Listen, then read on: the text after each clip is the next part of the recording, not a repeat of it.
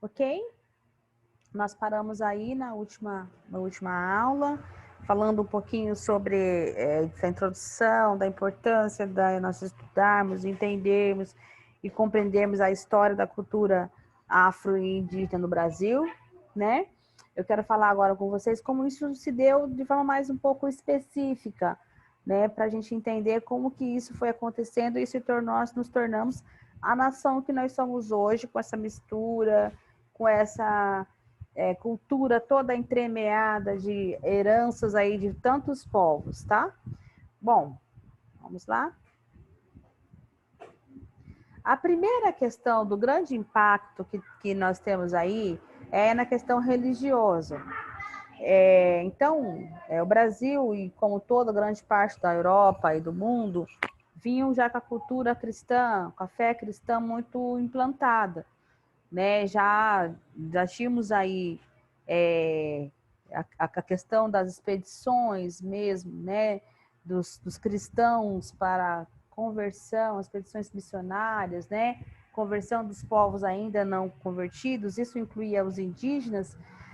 E os africanos, como já eram povos tradicionais, né, que já tinham ali uma cultura milenar, o candomblé e a umbanda são as suas religiões mais fortes, assim. Claro que no Brasil tem um outro culto diferente de como é feito na África, porque, como eu falei, né, a cultura foi criando ramificações muito grandes.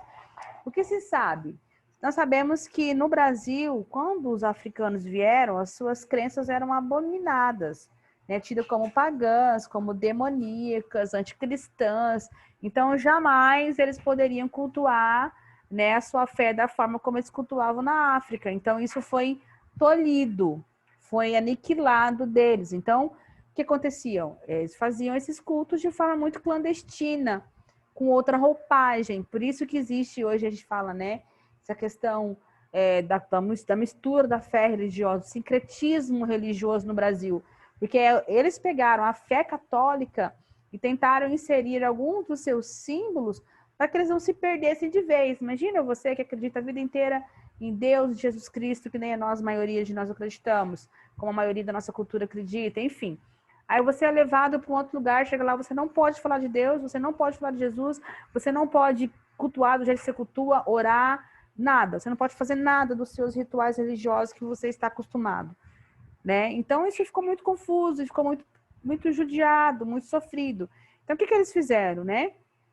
Eles pegaram os seus ritos e as suas fés e tentaram misturar ali nessa cultura cristã, nessa fé cristã, para que eles não se perdessem tanto.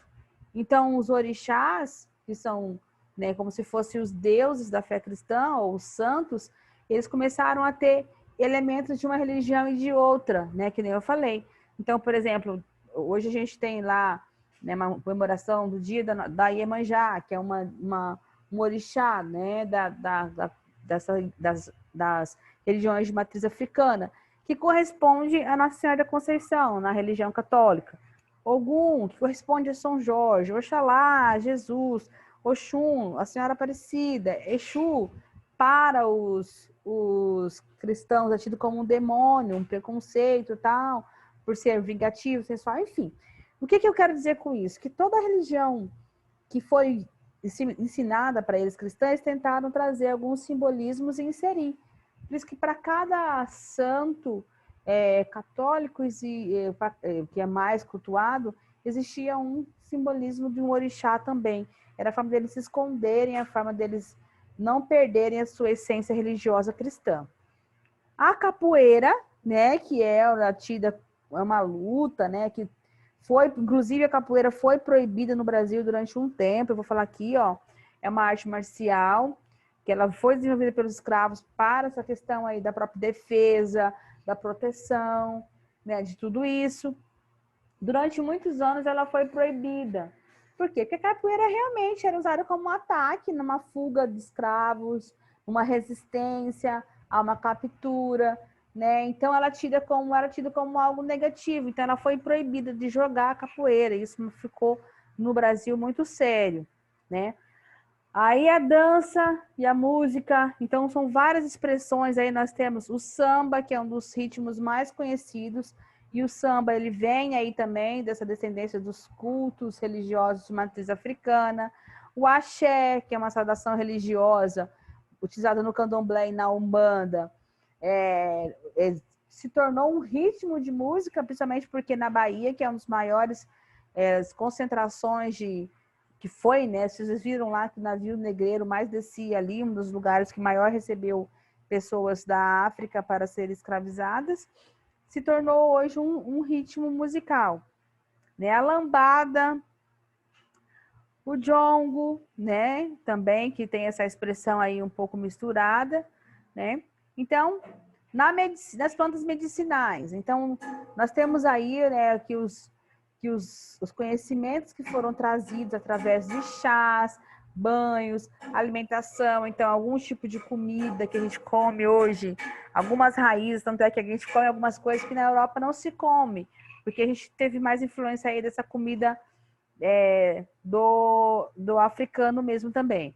A feijoada, que é uma comida super típica do Brasil e desenvolveu na época da escravidão, porque os negros não tinham carne, não tinham.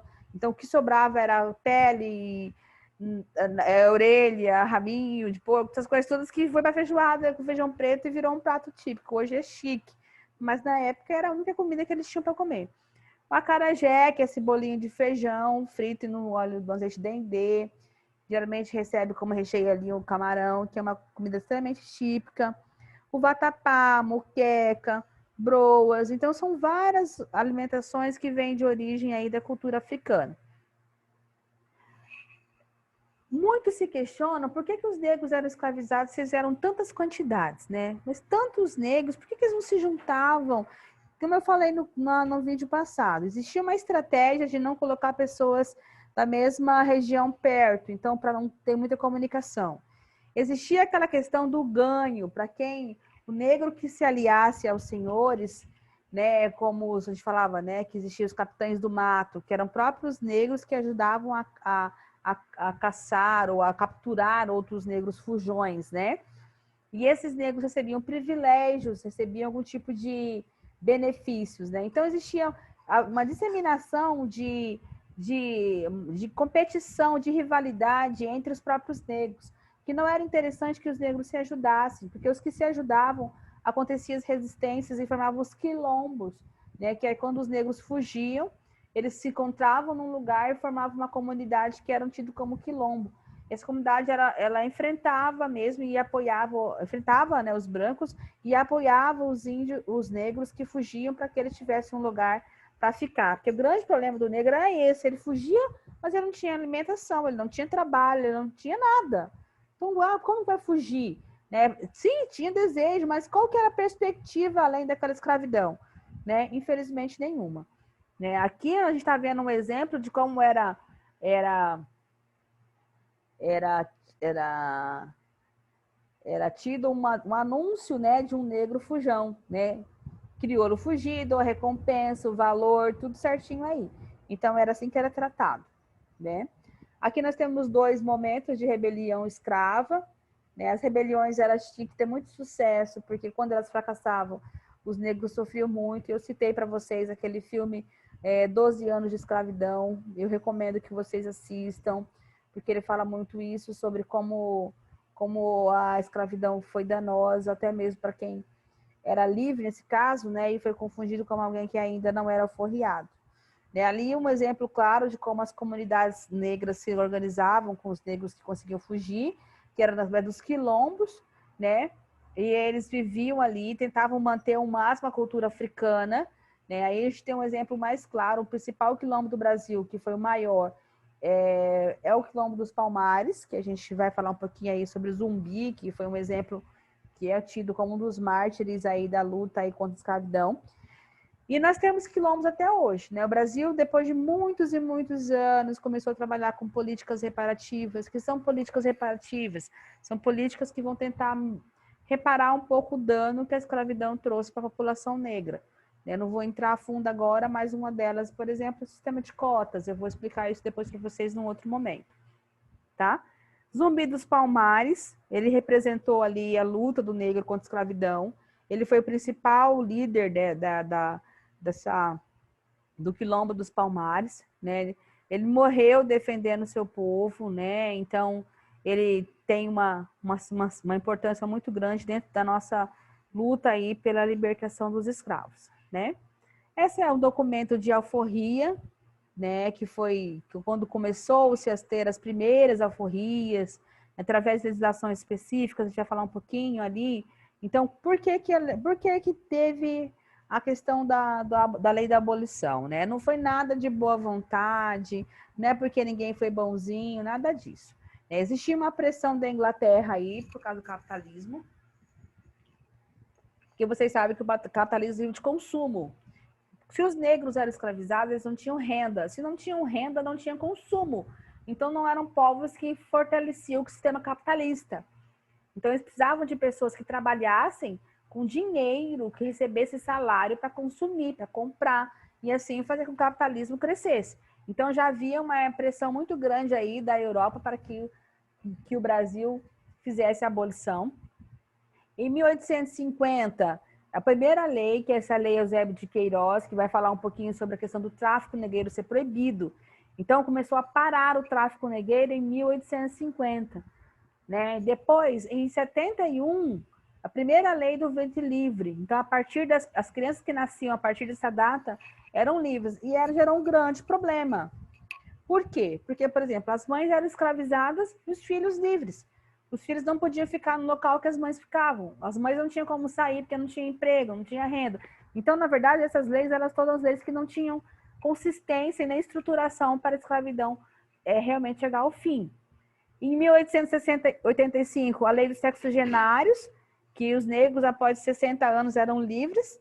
Cabe lembrar que a maioria dos negros não chegavam a 60 anos pela condição de alimentação, pela condição de vida. Então, pouquíssimos chegavam a 60 anos. A estimativa de vida era muito baixa e a maioria deles morria muito antes disso. E a Lei Áurea, que foi fruto da luta de resistência de muitos negros. Então, a Lei Áurea não foi nenhum presente que branco deu para negro. Foi uma luta, uma conquista, baseada desde aí de Zumbi até de Dandara, vários outros negros e negras que despontaram aí nessa luta contra a abolição. O pós-abolição, os negros começaram a ser substituídos por imigrantes europeus, alemães e italianos. O que aconteceram? Os negros foram alforriados, mas não tinham casa, não tinham comida, não tinha emprego, não tinha renda, não tinha escolaridade, não tinha nada. Nada. O que eles iam fazer? Né? E aí eles foram automaticamente substituídos pelos imigrantes europeus. Então, que eram brancos, que já tinham conhecimento de lavoura, que vinham já de uma sociedade que estava bem moderna, adiantada em relação à sociedade brasileira, e os negros ficaram sem espaço de trabalho, né? E sem moradia, sem nada. Por isso que os negros começaram a subir os morros e foi formando as favelas, que é onde eles tinham montavam seus barraquinhos para começar a viver, porque foram alforriados sem estrutura nenhuma para começar a vida. Né? Então, aí, desde então, começou-se a discriminação no mercado de trabalho, a exclusão social, o preconceito, porque os europeus começaram a ser supervalorizados e os negros ser tratados com condições de inferioridade.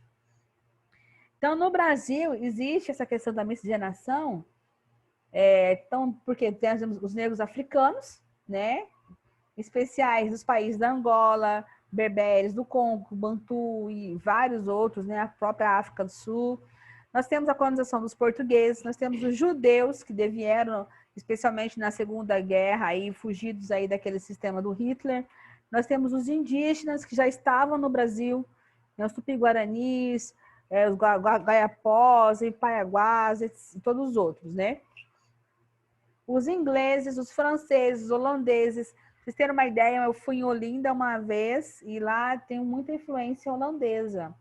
Lá existia dois tipos dentro do próprio cristianismo católico, diferença entre a fé holandesa cristã, católica, a fé portuguesa. Então, as igrejas holandesas, por holandeses têm um formato, as igrejas construídas por portugueses têm outro. Então, né, os japoneses que vieram aí, né, na imigração, principalmente fugindo também do país em crise, do Japão, na época aí em que estourou aquela crise lá.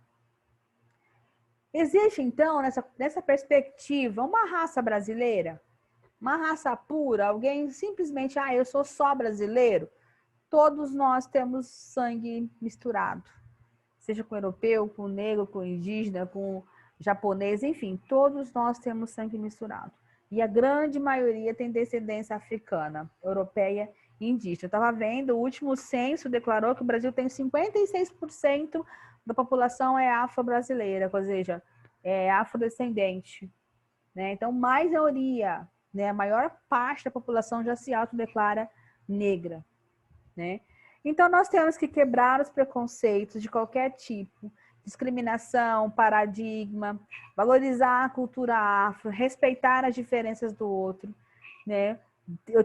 Quem é negro, no meu caso, ter orgulho de ser negro, ter orgulho do branco, do índio, reconhecer que cada um tem seu valor, independente da cor de pele, tá bom? Então, por hoje é assim que nós ficamos. Eu agradeço a todos. Muito obrigada.